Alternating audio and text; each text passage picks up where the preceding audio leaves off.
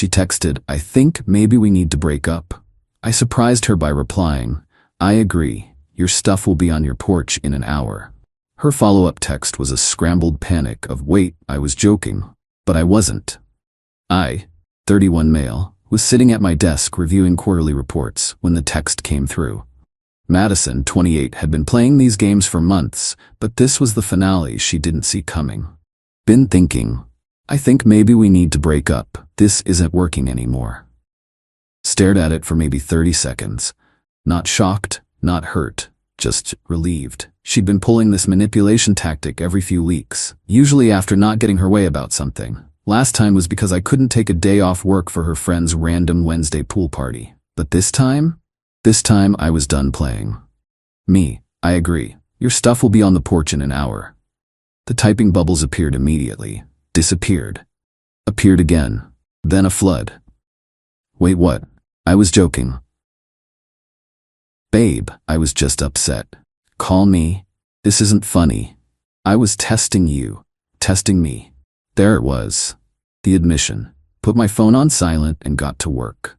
Not the quarterly reports, the packing. 2 years of her gradually moving in without ever officially living here. Time to reverse that process. Started with the bathroom. Her 17 different shampoos. Why? Face masks? That expensive straightener she had to have. The medicine cabinet looked empty without her stuff. Good. Bedroom next. Clothes she left for convenience. The jewelry box on my dresser. Those decorative pillows that served no purpose except making it harder to sleep. The fake plant she insisted made the room pop.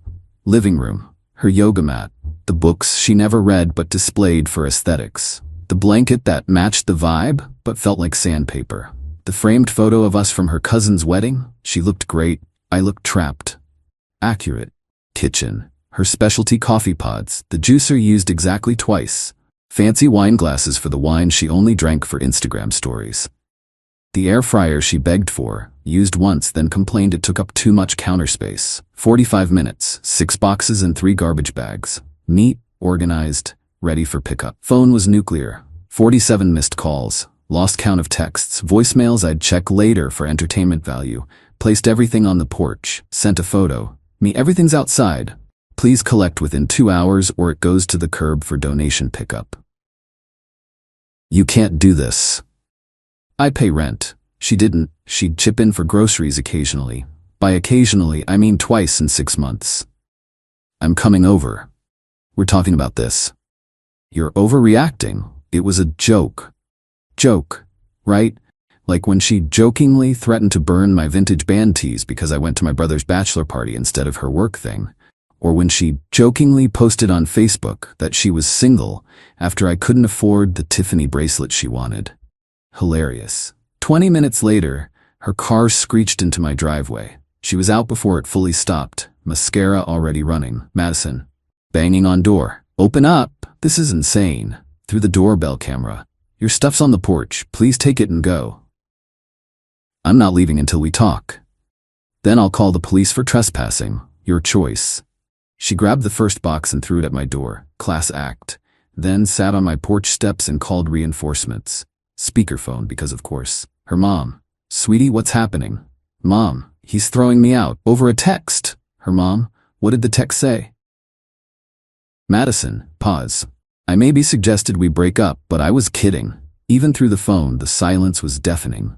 Her mom. "Madison Grace, you didn't. It was a test. To see if he'd fight for me." Her mom. Heavy sigh. "Come home, we'll talk." Plot twist, her mom was on my side. Love that for me. But Madison wasn't done. Oh no, this was just Act 1 of the entitlement show. Update 1. 3 days later, Madison's extinction burst was something to behold. Day 1 was denial, Day 2 was anger, Day 3 was bargaining with a side of stalking. First, she tried the classic, "I'm pregnant" move. Text arrived at 2 a.m. "Madison, we need to talk. I'm late." "Late for what?" "My period. I might be pregnant." Me. "Interesting. You've been on birth control for years. Also, we haven't been intimate in 3 weeks because you said I was emotionally unavailable." "Birth control fails." "Sure. Take a test. Let me know. If positive, we'll handle it through lawyers." "You're seriously gonna make me do this alone?" "You broke up with me, remember? Your decision." Radio silence. Shocker. No pregnancy. Then came the social media assault. Posted a crying selfie with, when you give someone 2 years of your life and they throw you out like trash over a misunderstanding. Her friends swarmed the comments. Men are trash. You deserve better, queen. His loss, babe. But some mutual friends knew the real story. My buddy Carlos commented, didn't you break up with him though?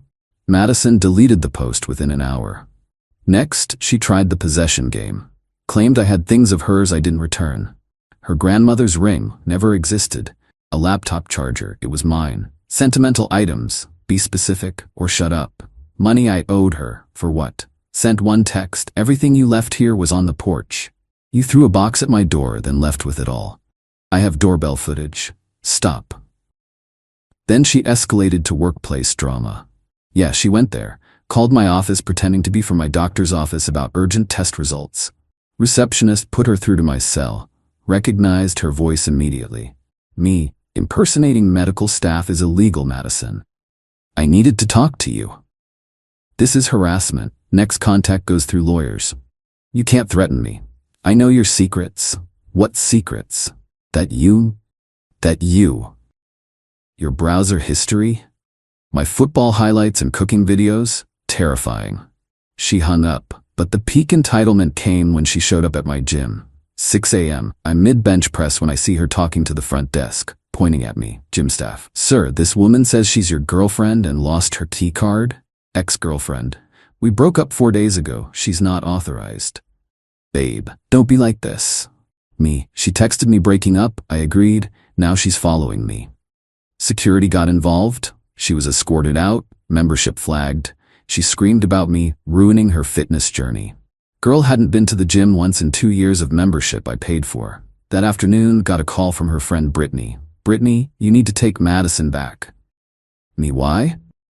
She's sleeping on my couch and crying constantly. It's been 3 days. Sounds like a you problem.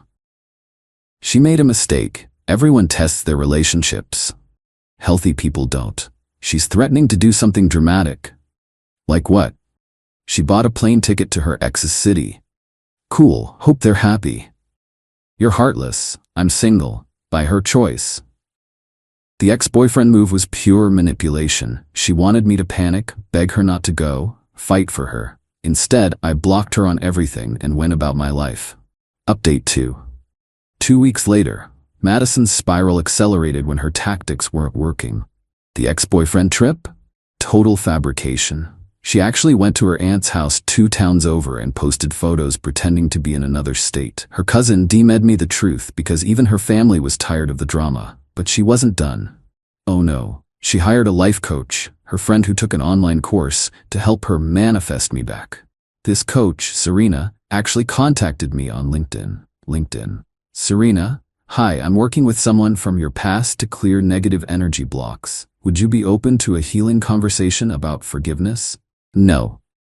Closure is important for both parties. Spiritual growth. I'm closed. Spiritually and literally. Blocked. Then Madison tried the mutual friends approach. Started showing up at every group event, acting surprised to see me there. Game night at Carlos's place. Oh, I didn't know you'd be here. Carlos literally texted her not to come because I'd confirmed. Trivia night at our usual bar. What a coincidence. Posted about going on her Instagram story. Beach volleyball Saturday. The universe keeps bringing us together. I left. Not dealing with that energy during my me time. Each time she'd corner someone to talk about our misunderstanding and how I overreacted to a joke. People started avoiding her.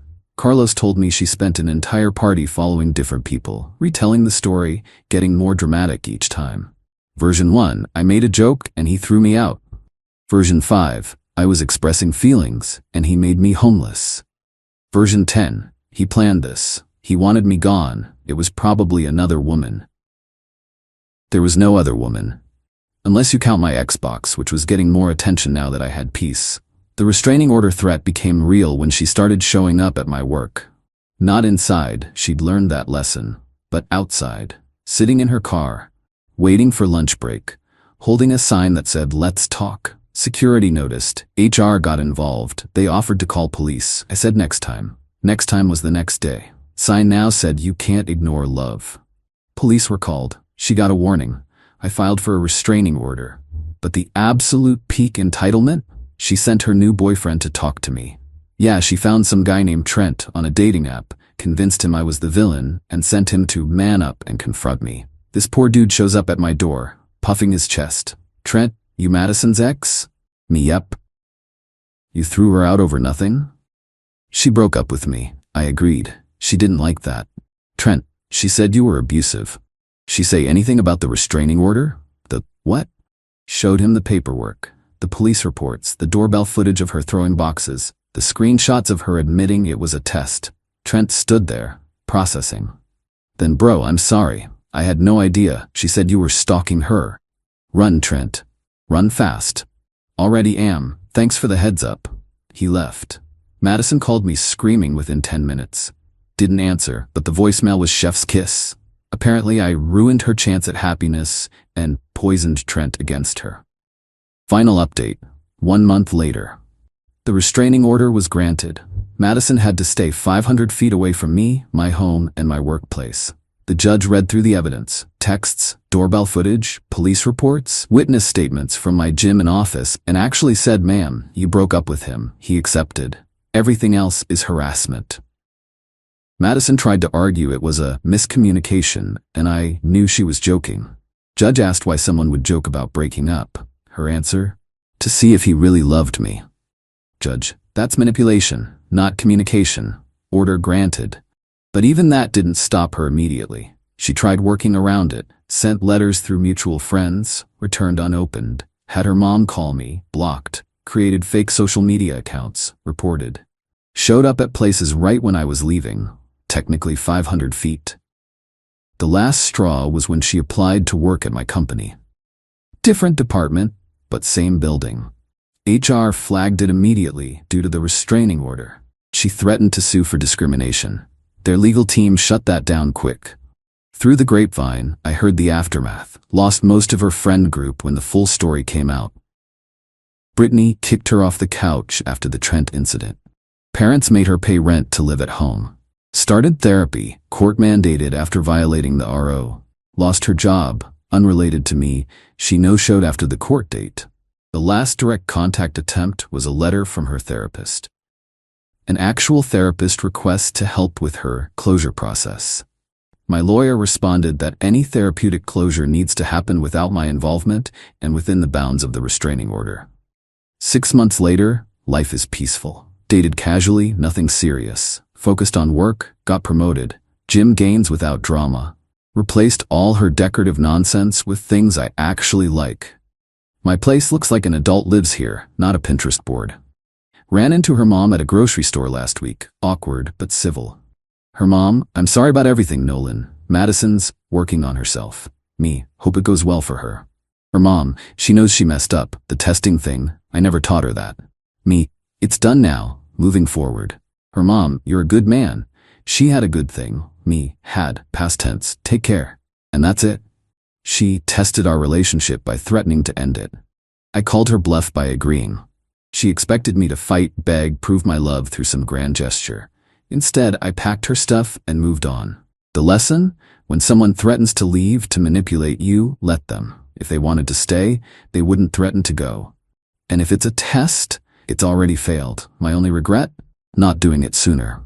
Those decorative pillows really were uncomfortable as hell. Oh, and Madison? Last I heard, she's dating some guy who loves playing those relationship games. They test each other constantly. Break up every other week.